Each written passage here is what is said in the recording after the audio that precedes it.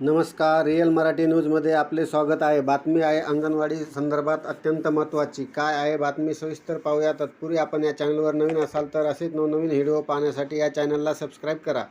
अंगणवाड्यांना पाठ्यपुस्तके देणे उपयुक्त ठरणार आहे, पण त्यासोबत शिक्षकांचे प्रशिक्षणही महत्त्वाचे आहे. त्यातून या स्तरावर अपेक्षित असलेले बदल साध्य करता येतील. बालवाडीच्या स्तरावर विद्यार्थ्यांचा मानसिक, शारीरिक, बौद्धिक विकास होत असतो. त्या अनुषंगाने विद्यार्थ्यांच्या विकासासाठी पंचकोश पद्धती स्वीकारली आहे. त्यानुसार तयार केलेली पुस्तके शिक्षकांना दिली जाणार आहेत.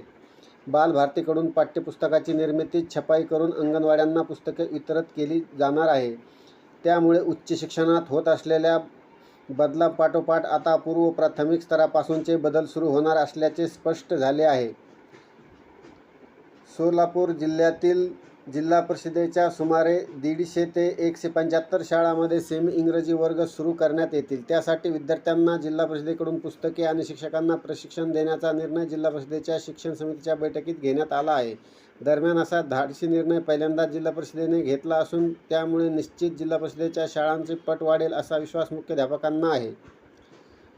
जिल्हा परिषदेच्या मुख्य कार्यकारी अधिकारी मनीषा आवळे यांच्या अध्यक्षतेखाली शिक्षण समितीची बैठक पार पडली. तत्पूर्वी जिल्ह्यातील 150 ते 175 परिषद शाळांनी सेमी इंग्रजी वर्ग सुरू करण्यास परवानगी द्यावी अशी मागणी प्राथमिक शिक्षण अधिकाऱ्याकडे केली होती.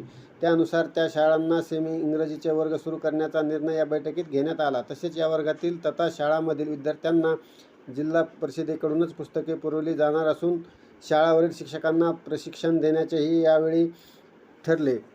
शाळांची पटसंख्या 10% वाढविण्याचे उद्दिष्ट होते, ती 7 ते 8% वाढविण्यात यश आले आहे. उर्वरित पटसंख्या वाढविण्यासाठी प्रयत्न करण्याच्या सूचना मुख्य कार्य अधिकारी आवळे यांनी प्राथमिक शिक्षण विभागास दिले.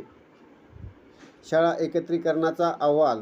जिल्ह्यातील अनेक गावात जिल्हा परिषदेच्या शाळा वेगवेगळ्या ठिकाणी भरतात, त्या एकत्रित करण्यात येणार आहेत. दुसरीकडे काही शाळांची पटसंख्या खूपच कमी आहे. अशा शाळांचा अहवाल देण्याचे आदेश मुख्य कार्यकारी अधिकारी आवळे यांनी प्राथमिक शिक्षण अधिकारी कादर शेख यांना दिले आहेत.